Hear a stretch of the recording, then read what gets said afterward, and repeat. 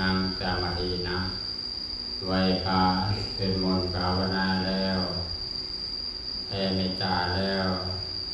ต่อไปเราก็ตั้งจิตตั้งใจภาวนาเนาะในการมีสติอยู่กับลมหายใจ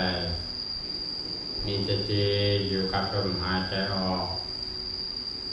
เมื่อเรามีสติอยู่กับลมหายใจเข้าและออก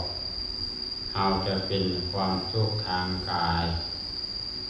ก็บ่ลำบากตาก็บ่ลำบากใจก็บ่ลำบากมีจิตใจอันบริสุทธิ์เพื่อจะหลุดพ้นจากกิเลสพยายามโดยจะหลุดพ้นจากกิเลส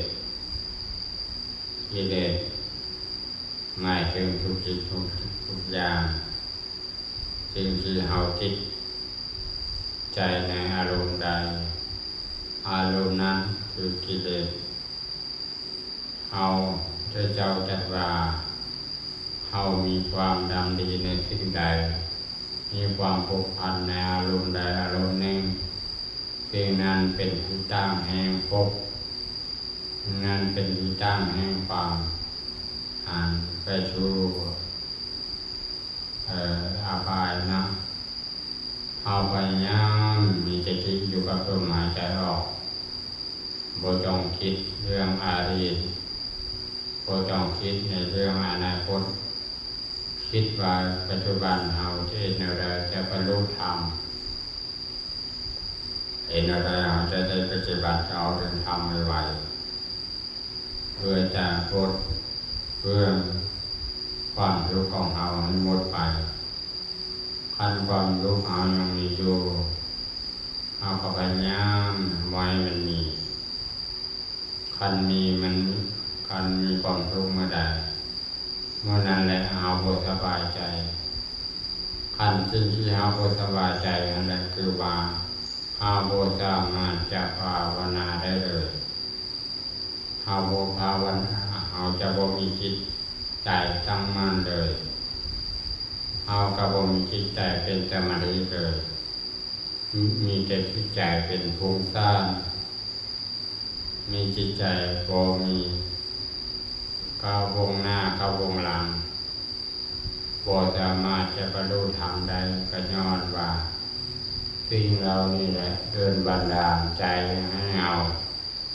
บ่สามารถบรรลุธรรมได้พระเจ้าว่าการฝึกสติการฝึกสมาธิยากหลายยากเป็นอย่างตัวยากก็ย้อนว่ามันยากหลายเอากล้องไปยามหลายวัน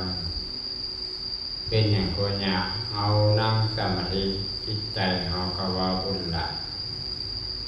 จิตใจบ่ค่อยอยู่กับลมหายใจออกปานใดขนาดเราตั้งจิตตั้งใจไว้พาได้แท้นะบางครั้งก็ลงลืม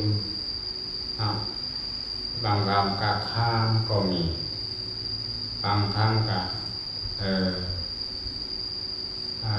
เว้าบ่ชื่อก็มีย้อนว่าจิตใจของเราบ่ได้อยู่กับการไหว้พระบ่ได้อยู่กับการท่องประสูตรเป็นในแนวจึงฝึกยากหลายฝึกยากการฝึกสมาธิพระเจ้าว่าการฝึกคนเนี่ยฝึกยากก็คือฝึกสัตว์นี่ฝึกง่ายกว่า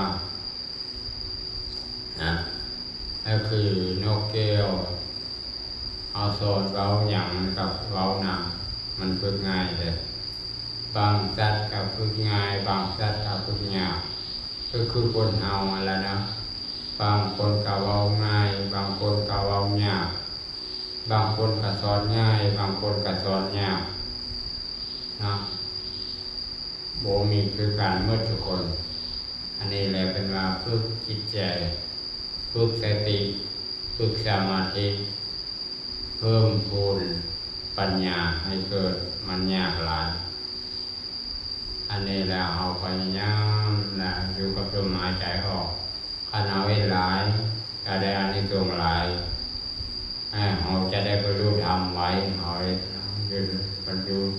ขันจิตเราอยู่กับลมหายใจเราออกหลายเราจะบรรลุธรรมไว้เมื่อได้จิตของเราบริสุทธิ์กับลมหายใจเขาออกแล้วบ่สามารถจะบรรลุธรรมได้ไวนะเงาเรามันคิดหลายเป็นว่าคิดหลายก็ทุกข์หลายคิดน้อยก็ทุกข์น้อยเป็นว่าคิดหลายก็ปวดมานะ